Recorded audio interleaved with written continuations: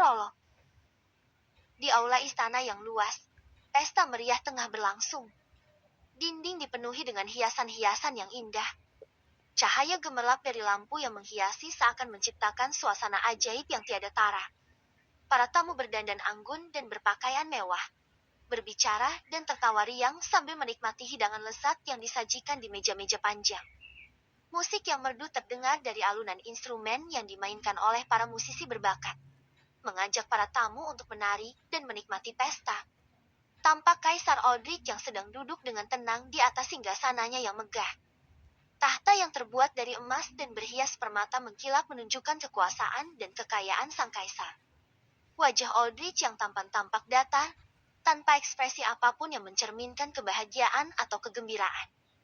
Tatapan matanya tajam, seperti elang yang mengawasi wilayahnya, meneliti setiap detail yang terjadi di sekitarnya. Meski suasana pesta tampak begitu hangat, akan tetapi Kaisar Aldrich tetap terlihat dingin dan jauh. Aura yang mengelilinginya menciptakan jarak antara dirinya dan para tamu yang menikmati pesta. Di tengah momen itu, pria tua menghampiri Aldrich dan memberi hormat untuknya. Kami memberi hormat pada matahari Kekaisaran Entrania, Yang Mulia Kaisar Aldrich Evander. Dalam sekejap, Aldrich langsung menyungging senyum sinisnya. Akhirnya yang saya tunggu telah tiba, Dutisten. Dia putrimu, bukan? Benar, Yang Mulia. Namanya adalah Trixabella Yulia Cleopatra. Dia adalah putri kandung saya. Jawab Easton. Mata tajam Aldrich menatap Cleo dengan tajam. Tatapan matanya seolah mampu menusuk gadis itu. Aldrich dapat menyadari tubuh Cleo yang saat ini bergetar hebat. Saya menghadap pada matahari Kekaisaran Entrania. Cleo juga turut memberi salam hormat pada Aldrich, namun suara Cleo begitu lirih, bahkan nyaris tak terdengar. Saya memilih putri Anda untuk dijadikan permaisuri, ungkap Aldrich dengan suara datar dan tegas. Sontak kedua mata Easton langsung melebar.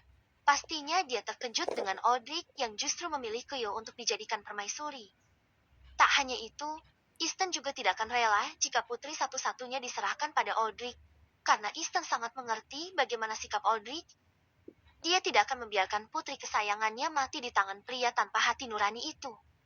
Malam yang dingin ditemani oleh bulan yang cahayanya redup. Udara terasa begitu menusuk.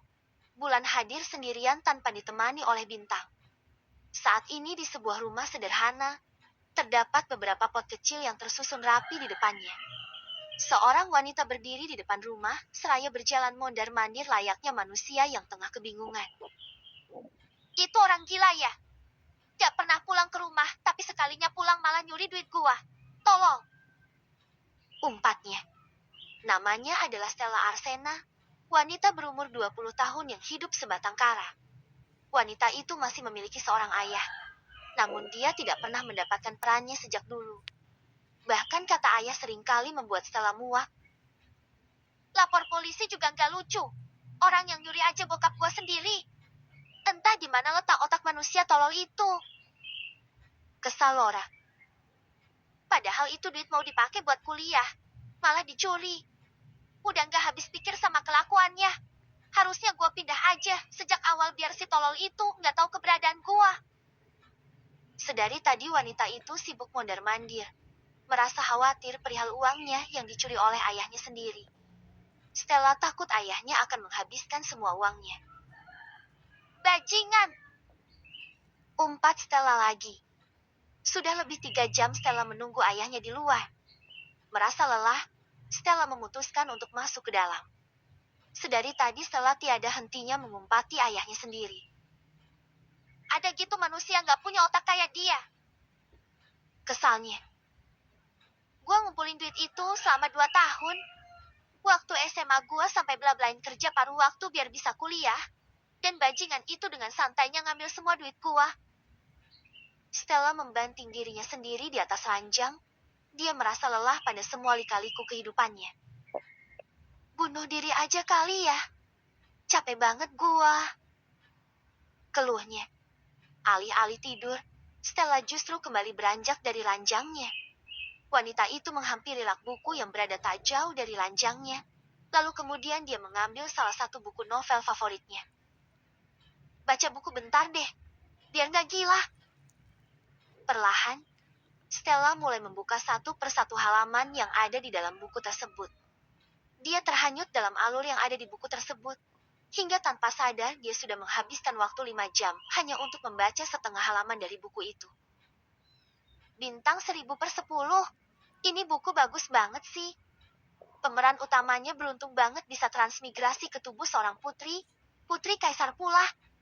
Kehidupanku sama pemeran utama juga gak jauh beda. Sama-sama menyedihkan. Tapi bedanya, dia beruntung karena bisa transmigrasi ke tubuh putri kaisar.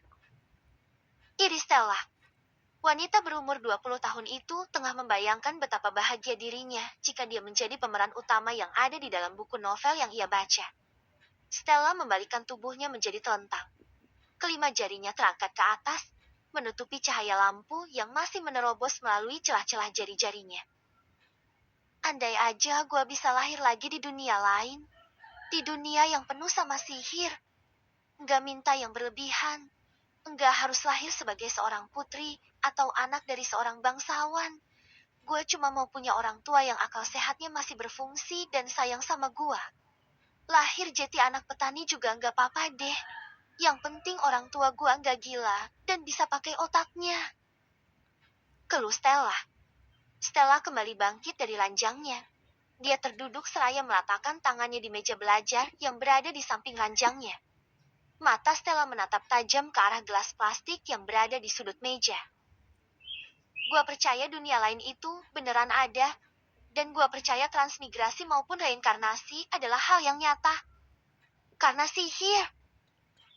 Dalam sekejap gelas plastik yang berada jauh dari Stella tiba-tiba berada di tangannya dengan cara yang begitu ajaib. Bukan mitos. Stella kembali menyambung perkataannya yang tertunda. Di sebuah ruangan dengan dekorasi mewah yang tampak elegan, Easton duduk di salah satu kursinya dengan perasaan gugup, khawatir, dan takut. Ketiga perasaan tersebut bercampur aduk ke dalam perasaan Easton. Menunggu lama. Sapa Aldrich yang baru saja tiba. Dengan cepat Easton langsung beranjak dari tempat duduknya dan membungkukkan badan untuk memberi salam pada Aldrich. Hormat pada Yang Mulia Kaisar Aldrich Evaron. Kau bisa kembali duduk. Aldrich mempersilahkan Easton untuk duduk. Terima kasih, Kaisar. Karena sudah mendapat izin dari Aldrich, Easton kembali duduk di tempatnya. Ceti, bagaimana dengan penawaran saya? Tanya Aldrich, sudut alisnya terangkat dan bibirnya membentuk sebuah seringai kecil.